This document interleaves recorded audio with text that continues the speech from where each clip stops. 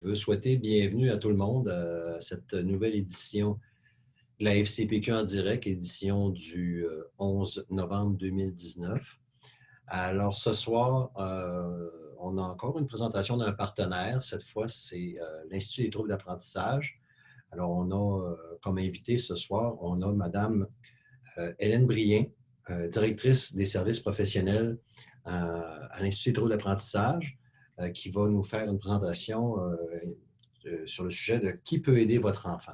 Je ne vais pas m'adresser à vous plus longtemps. Je vais de ce pas passer la parole à Hélène et c'est elle qui va prendre le relais dès maintenant pour la présentation.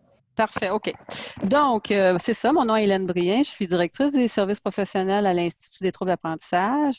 Je me présente un peu. Alors, moi, j'ai une formation initiale en orthopédagogie. J'ai ensuite été enseignante de français au secondaire.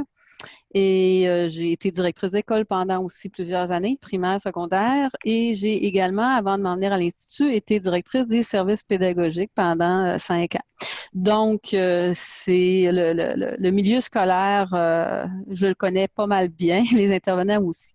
Alors, ça me fait plaisir là, de faire cette présentation-là ce soir sur, dans le fond, quel intervenant peut aider mon enfant. Alors, débutons.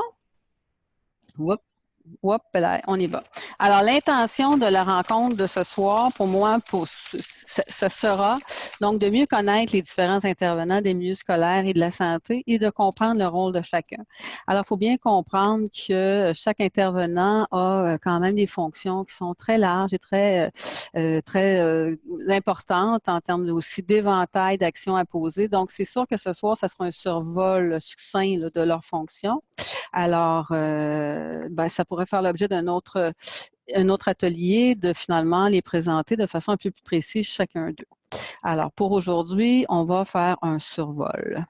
Alors, la rencontre de ce soir comprendra les éléments suivants.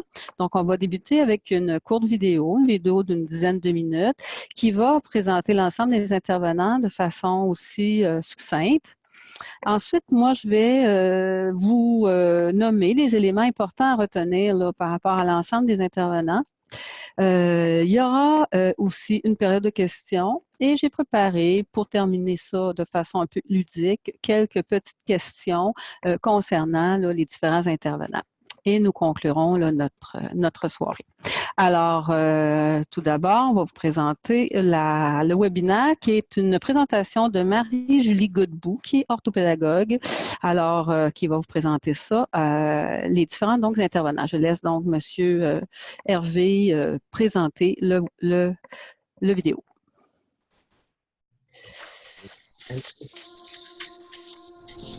Bonjour et bienvenue. Cette capsule, présentée par l'Institut des troubles d'apprentissage, s'adresse plus particulièrement aux parents qui ont des enfants d'âge scolaire et qui désirent mieux comprendre le rôle des divers intervenants qui soutiennent de près ou de loin leur développement. Toutefois, il pourra aussi situer toute personne ayant des difficultés, des troubles d'apprentissage ou des troubles associés qui cherche vers quel intervenant se tourner pour obtenir des services qui répondent à ses besoins.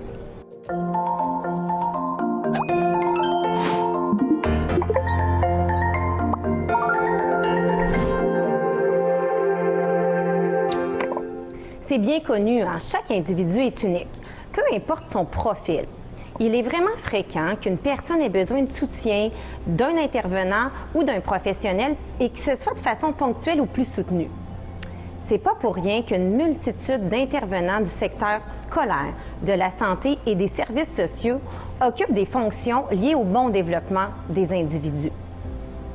Dans cette capsule, je vais vous présenter brièvement le rôle des principaux intervenants du milieu scolaire ainsi que ceux qui gravitent dans le secteur de la santé, des services sociaux et même dans le monde du privé. L'intention, c'est vraiment de brosser un portrait sommaire de leurs principales fonctions pour vous permettre d'avoir une vision d'ensemble des services qui vous sont accessibles. C'est pourquoi les descriptions vont être assez brèves et on ne pourra pas préciser en fait toutes les responsabilités de chacun. Le premier intervenant dont je vais vous parler, c'est l'enseignant. Nos enfants passent de nombreuses heures à l'école chaque semaine. Que ce soit au primaire ou au secondaire, les intervenants qu'ils côtoient le plus, ce sont les enseignants. Bien qu'ils partagent cette responsabilité avec les autres intervenants, les enseignants sont les premiers responsables des apprentissages de l'élève. Au fil du temps, ils développent une très grande connaissance en fait des forces et des défis de chaque apprenant qui leur sont confiés, que ce soit en lien avec leurs compétences scolaires ou sociales. Dans le quotidien, les enseignants aussi doivent adapter le plus possible leur enseignement pour permettre à tous les élèves qui leur sont confiés en fait d'atteindre les objectifs fixés. Toutefois, l'enseignant ne peut travailler seul pour permettre en fait à tous les élèves de réussir. La réussite éducative repose sur toute une communauté d'intervenants. L'enseignant a donc plusieurs alliés précieux et l'un d'eux est l'orthopédagogue. L'orthopédagogue travaille en étroite collaboration avec l'enseignant pour soutenir les élèves qui présentent des difficultés temporaires ou encore un trouble d'apprentissage.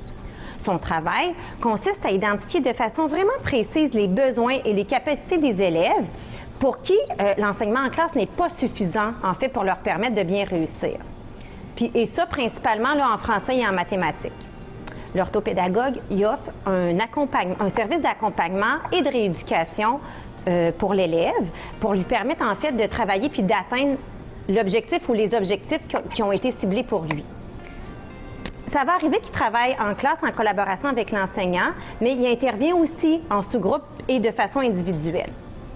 De plus, l'orthopédagogue va assurer un rôle de conseil et de soutien auprès de l'enseignant, des autres intervenants et parfois des parents. Les orthopédagogues travaillent pas simplement dans le monde scolaire. Ils interviennent aussi dans des cliniques privées ou dans des organismes. Il y a certains élèves ou apprenants de tout âge, en fait, qui les consultent, soit pour obtenir des services lorsqu'ils n'y ont pas accès, soit pour avoir une évaluation orthopédagogique plus complète qu'on effectue rarement dans le cadre scolaire, ou encore pour avoir des compléments de services là, par rapport à ce qui est déjà reçu en contexte scolaire. D'autres alliés incontournables soutiennent directement les élèves qui sont susceptibles de présenter ou qui présentent des difficultés sur le plan des habiletés sociales. C'est entre autres le cas des techniciens en éducation spécialisée. Le technicien en éducation spécialisée, on l'appelle souvent dans le monde scolaire le TES. Il intervient directement auprès des élèves qui présentent des difficultés d'adaptation ou des troubles du comportement. Son travail, c'est de les aider à surmonter leurs difficultés et à s'adapter à la vie scolaire. Le TES travaille aussi en étroite collaboration avec les enseignants et avec tous les autres professionnels. Puis dans son champ d'expertise, c'est vraiment l'intervenant qui est le plus présent dans le milieu scolaire. Il assure une très grande présence sur la cour d'école et dans le quotidien. Donc, il fait beaucoup de gestion de conflits et aussi d'activités de prévention parce que son objectif, en fait, c'est de développer les habiletés sociales des élèves, en fait, pour éviter les comportements inappropriés. Il va assurer également un rôle d'accompagnement pour favoriser l'intégration de certains enfants, entre autres ceux qui présentent un trouble du spectre de l'autisme. Des spécialistes du développement de l'individu font aussi partie de l'équipe multidisciplinaire dans les écoles. Selon les choix des milieux, nous allons retrouver dans les écoles des psychoéducateurs ou encore des psychologues scolaires, parfois les deux. Ces intervenants se retrouvent également dans le domaine de la santé et des services sociaux. Le psychologue scolaire, c'est un professionnel en fait du comportement, des émotions et de la santé mentale. Il intervient auprès des élèves présentant un comportement inadéquat, des émotions instables ou des préoccupations en fait qui les empêchent de fonctionner normalement dans leur quotidien. Son travail consiste à mieux comprendre les difficultés de l'élève en précisant la nature de la problématique.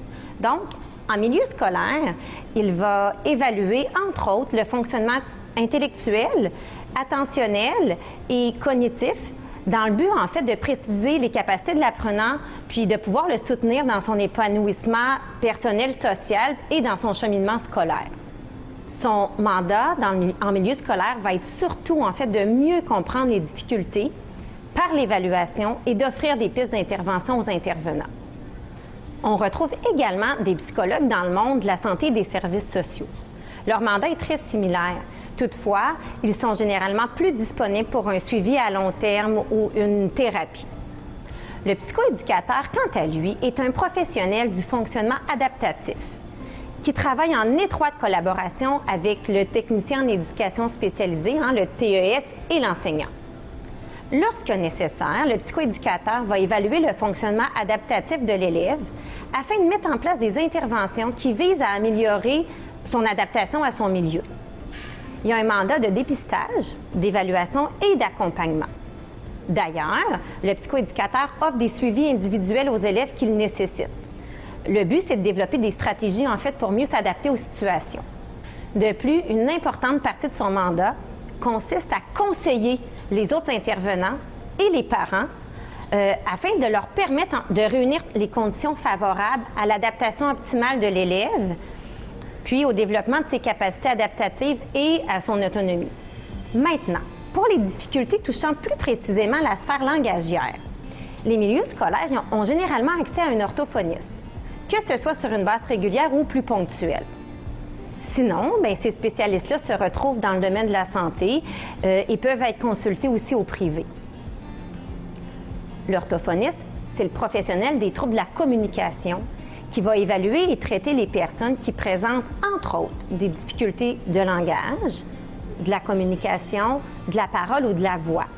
Puis, les interventions, de l'orthophoniste ont pour but vraiment de développer, restaurer ou maintenir les capacités à communiquer de la personne, ce qui va nécessairement favoriser son autonomie puis son intégration dans toutes les sphères de sa vie, dont sa vie scolaire.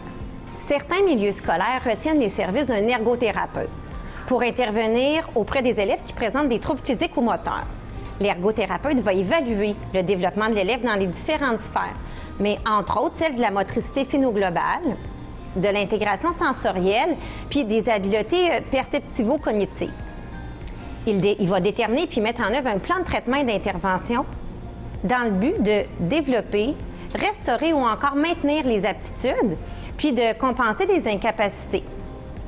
Donc, de diminuer les situations de handicap et d'adapter l'environnement, puis tout ça pour favoriser une autonomie optimale de l'élève puis faciliter son cheminement scolaire.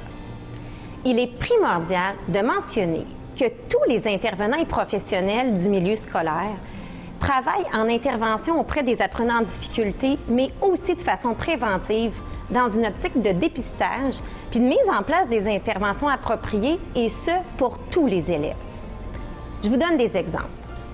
Par exemple, l'ergothérapeute pourrait présenter un atelier pour développer la motricité fine chez tous les élèves de la maternelle. De même qu'un technicien en éducation spécialisée ou encore le psychoéducateur pourrait animer dans une classe ou dans plusieurs classes des activités sur les habiletés sociales. Aussi, tous les intervenants présentés et les professionnels travaillent en concertation et sont co-responsables de la réussite des élèves. Ils font partie d'une grande équipe qu'on appelle multidisciplinaire et sont tous appelés à participer à chacune des étapes du plan d'intervention lorsqu'ils interviennent auprès de l'élève concerné. D'autres professionnels jouent également un rôle important dans la prévention et dans le suivi des élèves qui présentent des difficultés ou des troubles d'apprentissage. Ce sont les acteurs du monde de la santé et des services sociaux qui sont en fait des partenaires du milieu scolaire. Donc, les médecins, les pédopsychiatres et les neuropsychologues sont d'ailleurs les seuls professionnels autorisés à poser un diagnostic de troubles du développement ou encore de troubles d'apprentissage. Bien entendu, lorsqu'ils le font, c'est en concertation avec les autres intervenants et avec le milieu scolaire.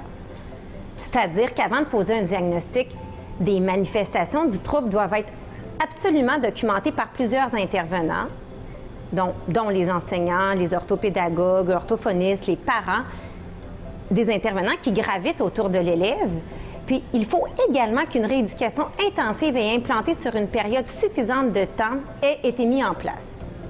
Le médecin généraliste et le pédopsychiatre sont des spécialistes de la médecine qui connaissent très bien le développement général de l'individu et plus particulièrement celui de l'enfant en ce qui concerne le pédopsychiatre. Le neuropsychologue est un spécialiste qui s'intéresse à la relation entre le fonctionnement du cerveau et les capacités cérébrales, notre comportement, notre personnalité et nos émotions. Il évalue et intervient sur les capacités cognitives, attentionnelles, intellectuelles, d'organisation, de jugement, de langage, de mémoire, de praxis et de la vitesse du traitement de l'information. Toujours dans le monde de la santé, on retrouve l'audiologiste et l'optométriste. Ce sont des spécialistes de l'audition et de la santé oculaire, des sens essentiels aux apprentissages. Leur expertise est primordiale et il est fréquent que des difficultés temporaires en lien avec des apprentissages soient éliminées lorsque des mesures pour remédier à un problème auditif ou visuel sont mises en place. On retrouve également le travailleur social, qui est appelé à intervenir en collaboration avec le milieu scolaire. Son rôle, c'est d'aider les individus à résoudre et prévenir des problèmes d'ordre personnel, familial ou social. Il travaille souvent auprès de l'individu et de sa famille. Puis, sa collaboration avec l'école, c'est un incontournable pour offrir à l'élève une intervention concertée. En conclusion, il y a une multitude d'intervenants et de professionnels qui jouent des rôles complémentaires pour assurer le développement global des individus. Recevoir ou demander de l'aide, c'est une action positive pour tous les individus, et ce, dès la petite enfance et pour le reste de sa vie. J'espère sincèrement que cette capsule a répondu à sa mission, celle de brosser un portrait d'ensemble des principaux spécialistes qui sont présents pour soutenir les élèves en difficulté ou en trouble d'apprentissage. Au plaisir.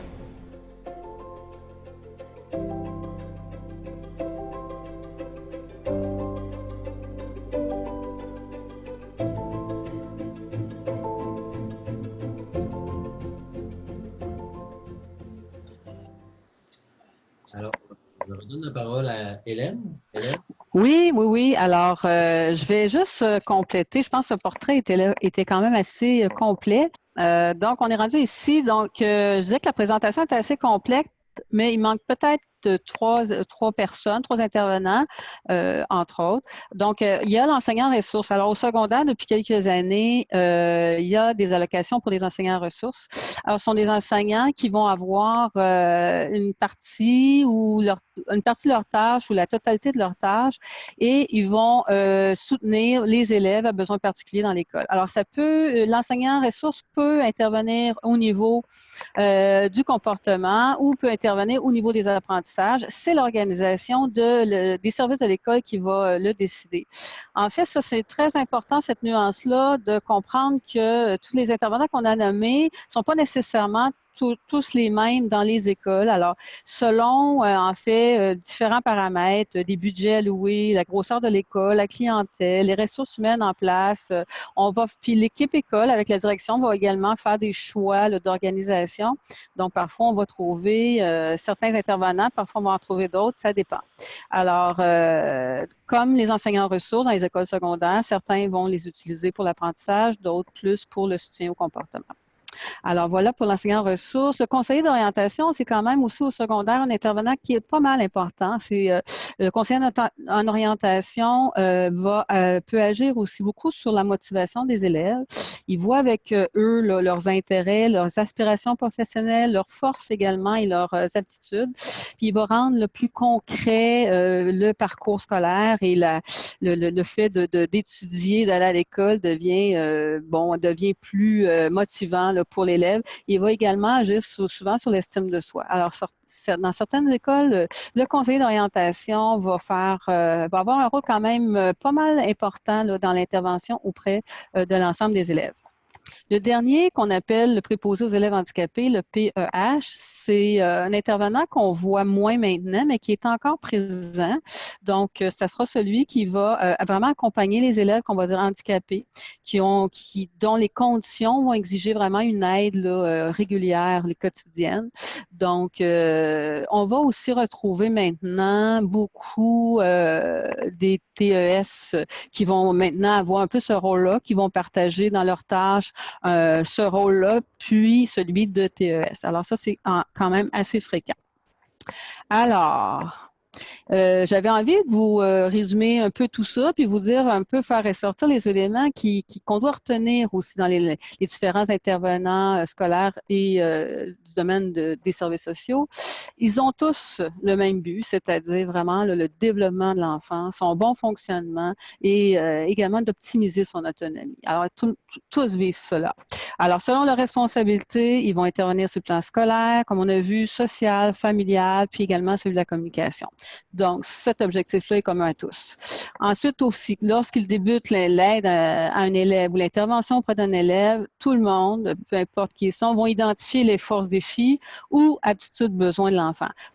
Aptitudes besoins, on va être plus dans le domaine de la santé, on va appeler ça comme ça, et forces défis, plus domaine des apprentissages, mais c'est la même chose. On va faire le portrait de l'enfant, tout le monde part avec ça. Selon le rôle aussi, on va faire des recommandations. On va proposer des adaptations, on va prévoir l'intervention, on va même intervenir et toujours, on va évaluer les résultats. Le processus est toujours le même. Tous vont reconnaître une place privilégiée à la prévention et au dépistage. Ça, c'est unanime et ça, c'est de plus en plus présent dans les écoles, des programmes là, de prévention là, de différentes sortes, mais qui sont vraiment bien implantés avec une belle progression là, d'une année à l'autre. Ensuite, il travaille en équipe, il collabore à la réussite des objectifs visés pour votre enfant. On va appeler, tout à l'heure, on a fait référence à l'équipe multidisciplinaire. Alors, c'est très, très, très, très important. Ils participent également au plan d'intervention, chacun dans leur sphère là, aussi d'intervention. Ensuite, ben, normalement aussi, ils travaillent aussi en concertation avec vous, les parents. Donc, ça, ce sont les éléments que j'ai regroupés qui concernent l'ensemble des intervenants. Alors, aussi, résumer un petit peu, selon l'organisation des services éducatifs de l'école, comme je vous ai mentionné tout à l'heure, l'enseignant ressources, l'orthopédagogue, ce sont les gens qui vont travailler au niveau des apprentissages parce qu'on a, deux sphères d'intervention. De façon générale, on va organiser le soutien à l'apprentissage et le soutien également au comportement. Donc, au niveau des apprentissages dénommés, souvent, on va cibler le français et les mathématiques, quoique on peut également travailler d'autres disciplines.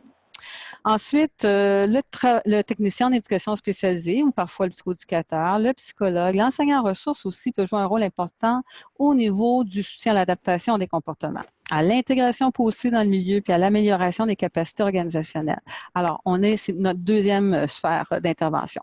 Et selon les besoins des enfants, le soutien peut être ponctuel et parfois plus intensif selon les résultats qu'on obtient. J'arrive à la deuxième diapo pour le résumé. On a l'orthophoniste, comme on a vu. L'orthophoniste va évaluer et soutenir le développement de la communication.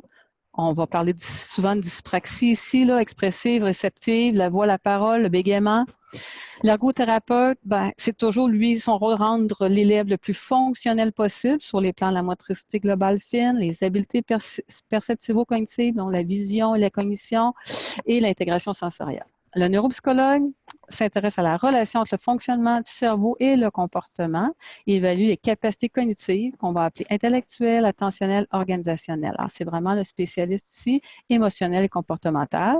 Et je termine avec le psychologue scolaire, comme on a vu, évalue le fonctionnement psychologique et mental. Lui, il va aider à préciser la nature de la problématique. Un élève est anxieux, on va essayer de trouver la raison qui le pousse à être si anxieux et on va conseiller les intervenants, on va offrir du support à l'enfant pour l'apprentissage des stratégies. Alors, dernier petit rappel aussi, parce qu'il y a beaucoup de choses qui ont été dites. Alors, l'infirmière, travailleuse sociale, psychologue, neuropsychologue, orthophoniste vont aussi se retrouver beaucoup, principalement l'infirmière, travailleuse sociale, là, dans le neuropsychologue aussi, dans les services sociaux et de la santé ou au privé. Je ne l'ai pas mentionné, mais également au privé. Ils collaborent nécessairement là, étroitement avec l'école et la famille. L'audiologiste, l'optométriste. On l'a nommé que ce sont les premières personnes à voir quand il y a une problématique pour s'assurer que l'audition et la vue fonctionnent bien. Le médecin, dans le fond, le médecin puis le pédopsychiatre a un rôle qui est davantage aussi au niveau, il va connaître le corps humain et ce sont les gens qui vont prescrire la médication s'il y a lieu. Donc, c'est les seuls qui peuvent faire ça, c'est leur département. Ils vont suivre le développement en lien aussi avec les problématiques s'il y a lieu. Alors, ça, c'est les trois petits résumés. Alors, pour finir, pour poursuivre avant le petit quiz, je ne sais pas si vous avez des questions. Pour ce qui est des questions, j'ai quelqu'un qui veut poser une question, mais il aimerait bien la poser de vive voix. Allez-y. À répondre. Alors, je vais donner la parole à notre ami Benoît, justement. Disons que c'est bien beau d'avoir un plan d'intervention. Un parent, pour être capable de pouvoir suivre tous les services qui est donné à son enfant, comment il pourrait être possible d'avoir un genre de rapport? Parce que, moi, mon garçon, on dit toujours qu'une TES, Puis quand tu arrives au professeur, puis tu lui demandes, ben, c'est quoi le rôle du TS cette année, puis qu'elle te répond qu'elle ne sait pas, c'est dur. C'est dur en tant que parent de pouvoir être capable d'aider son garçon dans son cheminement d'école par rapport à ça. Oui, ben, absolument, je comprends. Normalement, ça dépend si votre enfant a un plan d'intervention ou il n'y en a pas. Est-ce qu'il y a un plan d'intervention? Ah, bien sûr, sinon je ne serai pas dans le HGA. Ben, écoutez, en fait, les plans d'intervention sont pas toujours absolument nécessaires. On peut soutenir les enfants sans plan d'intervention, mais s'il y a un plan d'intervention, normalement aussi, le parent est appelé à collaborer. C'est réglementé, ça. Le parent collabore à la réalisation du plan d'intervention. Il participe à sa révision aussi. Moi, je pense que il faut, lorsqu'on a l'impression qu'on manque d'informations, la première personne à contacter ici aussi, c'est la direction d'école, à savoir est-ce que le plan d'intervention va avoir lieu et quand, est-ce qu'il y a eu une révision, qui est impliqué dans le plan d'intervention, quels sont les objectifs, en avoir une copie, puis ensuite aussi de votre côté, vous assurer de transférer ça à la maison, de questionner votre enfant, mais c'est sûr et certain que l'objectif premier, c'est d'en être informé, puis d'aller peut-être d'aller demander à votre direction là, quand aura lieu cette rencontre-là pour le plan d'intervention. Et vous pouvez, si vous savez que votre enfant est suivi par un technicien ou une technicienne en éducation spécialisée, vous pouvez absolument communiquer directement avec eux, là. Donc, j'en ai une. Puis je pense que la plus difficile cette année d'avoir des communications avec, comme ça. C'est plate pour ça, mais j'ai quand même plusieurs parents dont, dans un plan d'intervention, que l'enfant a besoin que son document doit être grossi. Puis c'est un combat de tous les jours d'avoir. C'est plate de pouvoir. Déjà, nos enfants ont de la difficulté. On se bat pour avoir les services, mais c'est toujours se battre pour que nos enfants aient le droit qu'est-ce qui est indiqué dans un plan d'intervention.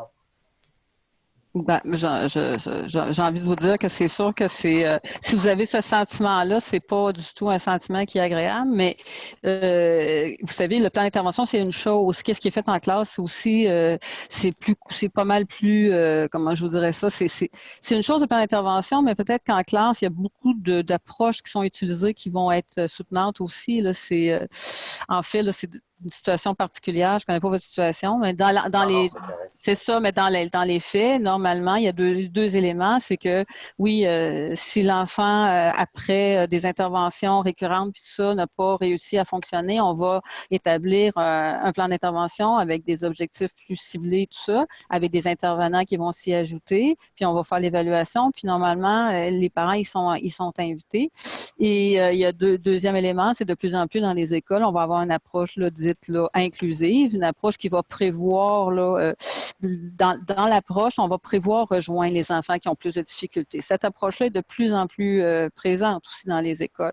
Alors, mais c'est sûr qu'un parent, je pense, qui a des questions, qui a l'impression qu'il manque d'informations puis de suivi, ben, je pense qu'il doit aller questionner puis rencontrer la direction d'école ou l'enseignant. Au revoir, merci beaucoup. Ça me fait plaisir. En tout cas, pour le moment, là, je ne vois pas de nouvelles questions, Hélène. Alors, d'accord. Je passe à mon petit quiz. Oui, si vous voulez, oui, effectivement. Allons-y. Alors, le quiz, donc, c'est des questions toutes simples. En fait, comme je disais, pour terminer de façon un peu ludique. Alors, c'est une petite question. Je vais vous demander d'essayer d'identifier de quel intervenant il s'agit. Alors, la première question, c'est celle-ci. Donc, je suis témoin des forces et défis de votre enfant. Je les observe, je les consigne et j'adapte l'enseignement pour mieux répondre à ses besoins. Je suis le premier intervenant. Qui suis-je? Ah, ben déjà, on a 3 personnes qui ont répondu. Oui! Et puis? L'enseignant.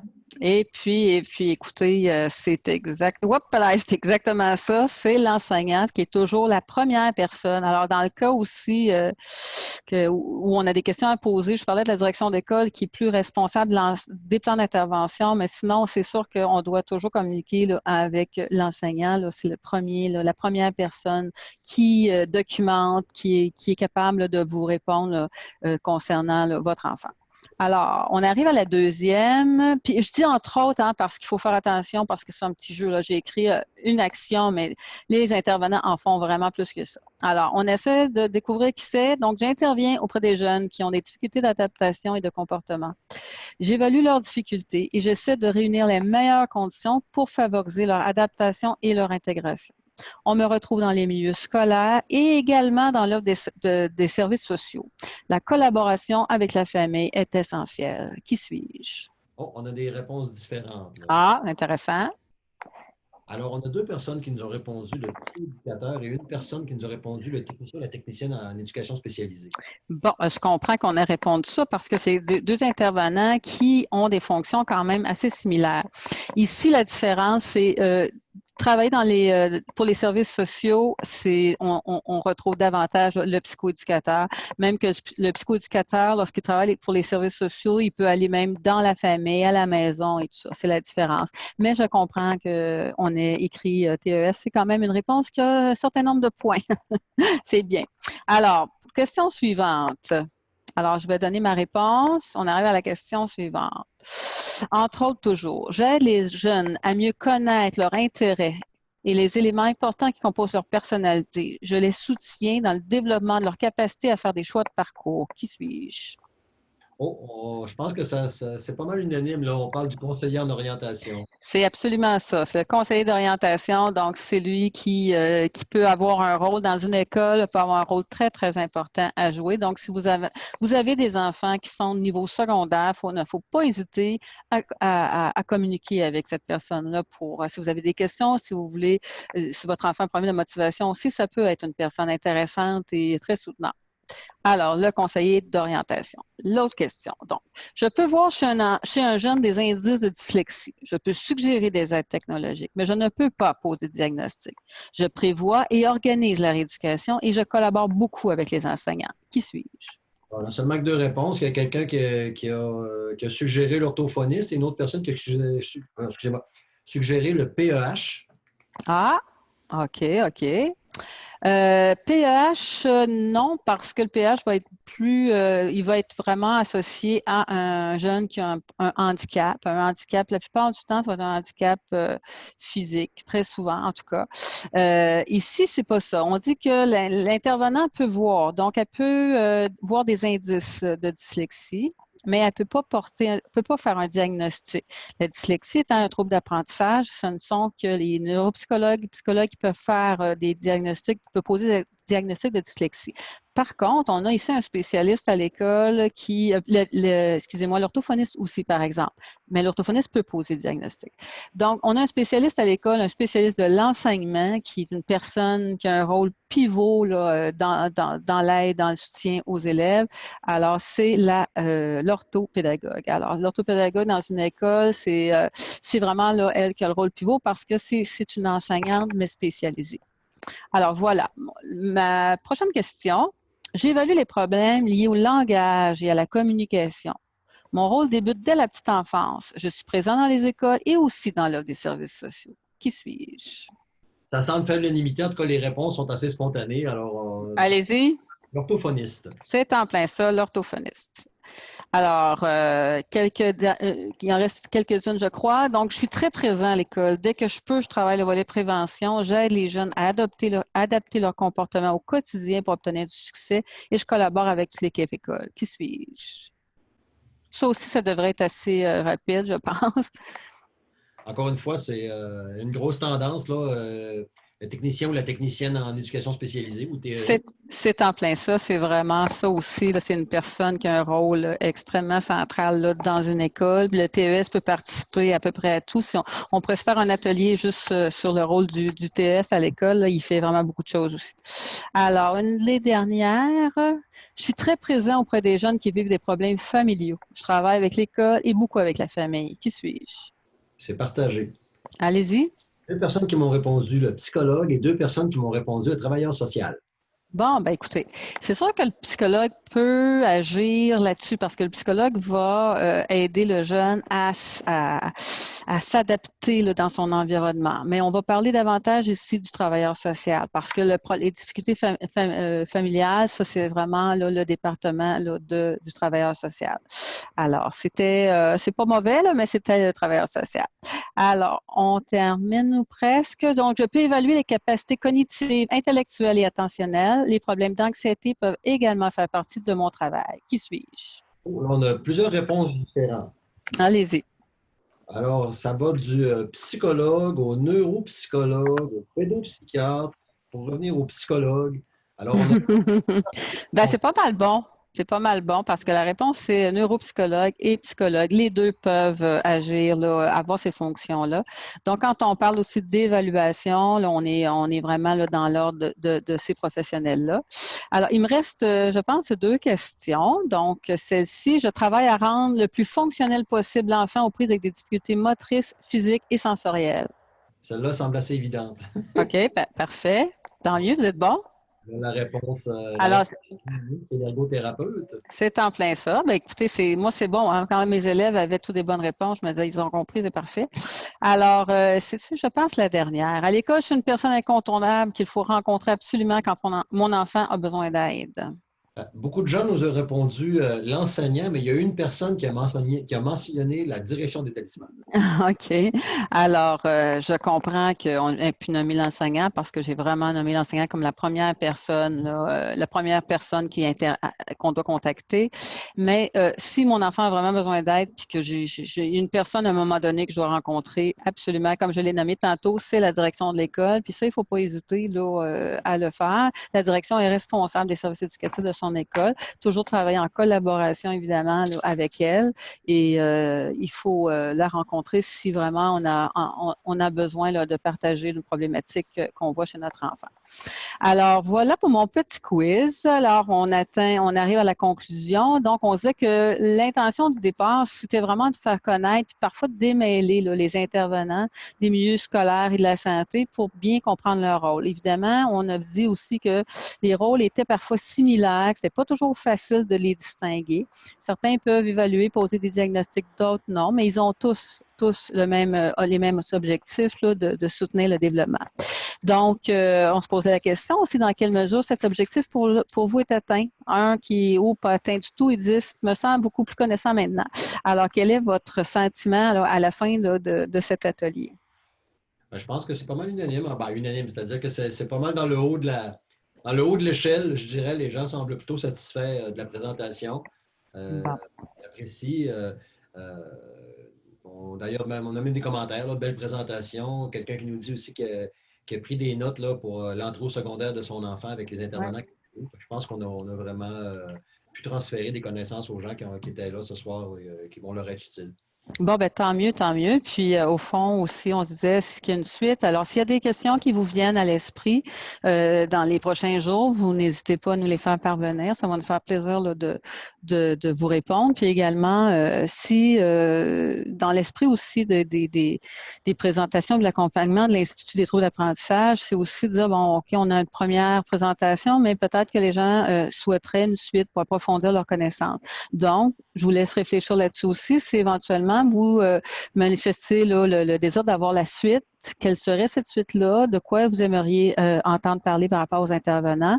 Donc, je vous laisse réfléchir là, à cela et nous le partager éventuellement là, si vous avez là, des réponses à nous donner. Alors, moi, ça va terminer pour moi la présentation d'aujourd'hui. Ce fut un grand plaisir de partager ce moment avec vous. Alors, voilà. Merci. Merci beaucoup à vous, Hélène. Une excellente présentation. Je vous remercie. Je pense que ça a été apprécié. Merci encore une fois, Hélène. Si vous désirez obtenir le document, la présentation qu'Hélène a présentée, envoyez-nous un courriel à formation@fcpq.qc.ca. Pour ce qui est de la présentation ce soir, comme je le disais, on va la rendre disponible dans les prochains jours, le temps de l'éditer pour réduire le format et la rendre plus facile à regarder. Et pour le reste, moi, je vais tout simplement vous faire un petit survol des choses qui y a à venir ici à la FCPQ en direct. déjà la semaine prochaine, cette semaine, en fait, mercredi cette semaine, je rappelle, il y a une formation générale, la formation, le comité de parents pivot de la participation parentale. Alors, si ça vous intéresse, je vous invite à vous inscrire. C'est encore possible de le faire. Lundi prochain, FCPQ en direct, on aura un partenaire invité Alloprof. Vous pourrez donc avoir de l'information pour vous préparer à la remise du bulletin, de ce premier bulletin de l'année scolaire. Et toujours dans la même semaine, la semaine prochaine, le mardi, le 19 novembre, une formation générale, encore une fois, c'est-à-dire webinaire, régie interne et fonctionnement, les clés de l'efficacité. Encore une fois, vous pouvez vous inscrire dès maintenant. Alors là-dessus, je vous le rappelle encore une fois, pour plus d'informations, vous nous écrivez à formation au pluriel à fcpq.qc.ca. Et pour le reste, il me reste à vous dire bonsoir. Je vais dire bonsoir aux gens de l'Institut Trouve l'apprentissage et bonsoir aux personnes qui étaient ici avec nous ce soir. Et je vous dis à une prochaine fois.